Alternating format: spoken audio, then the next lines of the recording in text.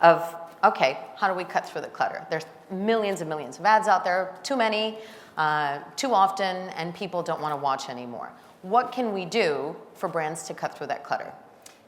So, those of you I haven't met, my name is Tim Gowdy. I'm based in Atlanta, in Georgia, in the USA. And my responsibility is to share and spread sustainability stories.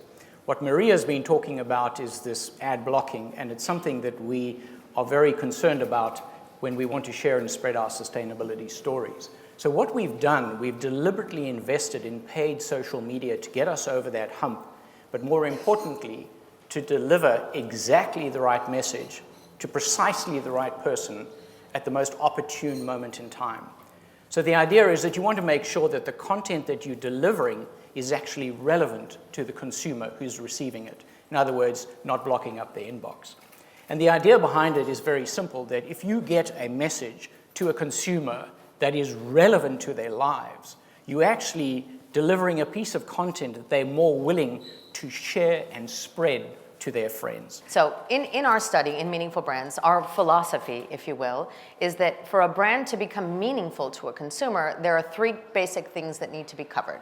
Obviously, the functional benefits, the brand removes stains, makes my teeth whiter, avoids cavities, that kind of thing. The other two pillars are really key. The second is personal benefits. What's the brand doing for me? And again, for different target groups, that means different things. The number one thing that pops up with millennials is the brand's helping me show off. So the brand is an advocate of me as a brand versus, I'm pushing the brand. And then the third one, and I don't want to discount this one because this is where we're going with the conversation today, is collective benefits. What is the brand doing for society, for the economy, for sustainability, for jobs? It's still 30% of the weight of what consumers define to be a meaningful brand around the world. So the research that we're hearing is that consumers have now got to the point where they're actually making purchase decisions based on the sustainability initiatives or agenda that your company has. And in fact, they are making decisions as to whether to join your company or not. So it's really, really important. And one of the examples is our 5x20 initiative. 5x20 is a very simple business model. The Coca-Cola company has a business philosophy that anyone who touches our value chain should be able to derive some kind of economic benefit.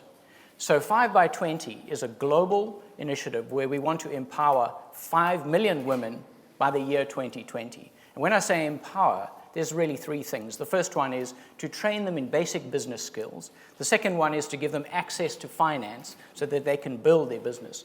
And the third one, and more importantly, is to build a community of women, because women, we found, are more willing to share and more willing to reinvest back into their business than any other demographic that we've worked with. So 5x20 has become an integrated part of how we do business. So whether that woman is a distributor or a retailer or an artisan who takes the old packaging and builds and creates beautiful things with it, or even a farmer who farms fruit that they sell back to Coca-Cola, or even a recycler. The idea is very simple. Everyone should be able to derive value. But aren't you saying, Tim, that sort of the purpose of the brand is to be tying yourself to some sort of cultural insight, but not piggybacking a cultural insight, finding the true fit between the brand, the concept, the cultural insights that you have about society, and bringing those together to transform the purpose of the brand? Yeah. I'll give you an example. When sustainability was very young and new within the corridors of Coca-Cola, our brand marketing teams used to think, well, I've got to take some of my brand budget and stick it on sustainability. And that's actually not where we're going. What we're saying is we want the sustainability message to be seamlessly integrated into the actual DNA of the brand. So instead of having to split your budget, you're actually doubling your budget and getting that sustainability message out. And that's where we have to go, and that's where we have to move. So it becomes part of the functional benefits, it becomes the higher purpose, it becomes the personal benefits. It's all in one DNA map of your brand. Yeah. So that's really lovely, and I'm all, tear-jerky and warm and fuzzy right now. But so what? What's it doing for my P&L?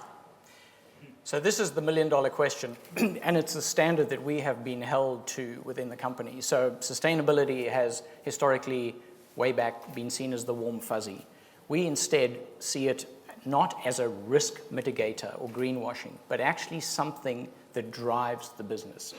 And how we managed to prove this internally is we ran a brand effect study last year over an 8-week period. Brand effect study basically is an exposed versus control. We ran it on Twitter and Facebook. And the idea was to answer the question of what happens when the people on Twitter and Facebook are exposed to these type of messages versus those who don't.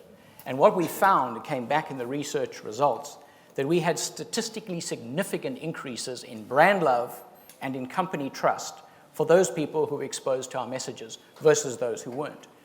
The good news is that that allowed us to stand on a pedestal speaking brand language and toe-to-toe with things like investments behind the Olympic Games, FIFA World Cup, Coke and Meals, summer campaigns that the brand teams were running.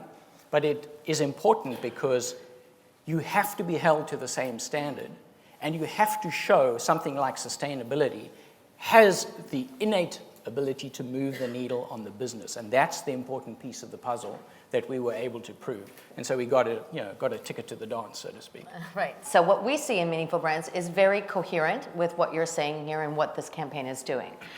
Once the brand manages to get that balance right between rational benefits, personal benefits, and collective benefits, we also see higher scores across key KPIs like purchase intent, advocacy, and whether or not they're willing to pay a premium price for your product. We also know that when we compare brands that are meaningful to brands that are less meaningful, the brands that are more meaningful, people spend on average 46% more share of wallet on those brands than the ones that are not. It allows you to go beyond and show that you are truly contributing to the quality of life of the consumer and the society that surrounds them. This at Coca-Cola you've seen to be true.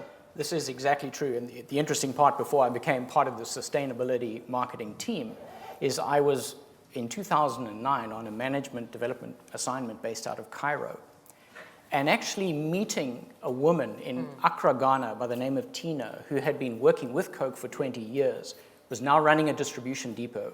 I'll never forget her telling me that she started off with a little cooler box and an umbrella, and she sold Cokes. They drop off a block of ice, and they drop off a couple of bottles of Coke. And she started that way. And slowly but surely, over the period of 20 years, she was not only able to grow her business, but she was also able to send her child to a very good school, employ people in the local community, provide jobs, and eventually her proudest moment was she was able to send her child to university or college. So it's actually seeing the personal impact on the lives of the people who are an integrated part of our value chain, and that's how we do business, and that's how we've done business for a long time.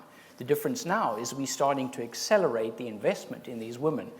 What we are now communicating out to through our messaging and our marketing messaging is this is how Coca-Cola does business, and this is how we can elevate the communities in which we operate through the women.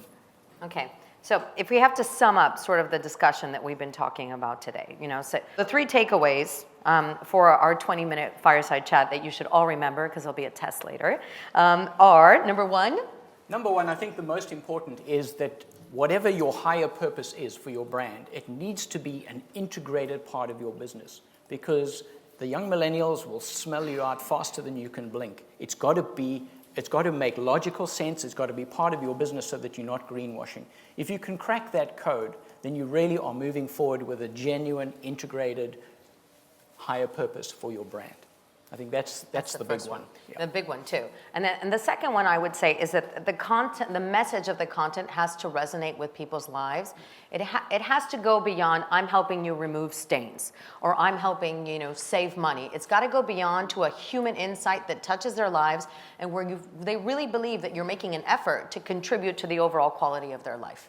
That's the second. And then the third, because we can't forget the P&L, is ensuring that as you go through that process, you understand how you're going to measure that content is delivering on all of the marketing KPIs that we typically measure to ensure that it justifies moving in that direction, right? Yeah, I agree that that very last point is something that you are always going to be asked, whether you're on the agency side or the client side. You are going to be asked, how's it moving my business? What difference is it making to my business at the end of the day? That we all held accountable to that standard. And I think when you have something like sustainability integrated, it's an easier conversation that you're no longer a risk mitigator. You're not plugging the dike to stop the water leaking, you're actually building something that is growing your business in the long term. Great. Thank Good. you very much, Tim. Thank you, everyone. Thank you.